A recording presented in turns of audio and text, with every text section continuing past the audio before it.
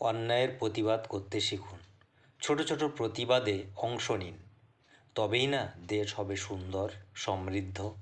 প্রতিবাদ না করলে অন্যায়কারীরা প্রশ্রয় পেয়ে যায়।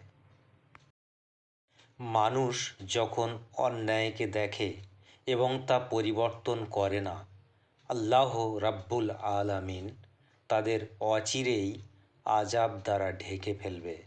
আল হাদিস। সত্যের পক্ষে কথা বললে যদি কারো কাছে আপনি বেয়াদব কথাটি শোনেন, তাহলে প্লিজ সহ্য করুন।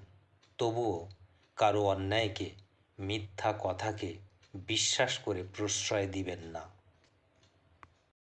মানুষ যখন কোনো অত্যাচারীকে দেখেও অন্যায় থেকে তার হাতকে প্রতিরোধ করবে না, শীঘ্রই আল্লাহ তাদের সবার ওপর ব্যাপক আযাব নাজিল করবেন। বেশিরভাগ বিনয়ী তোষামোদকারী মানুষেরাই আপনার প্রিয় বন্ধু হবে এবং গোপনে আপনার ক্ষতির চেষ্টা করবে।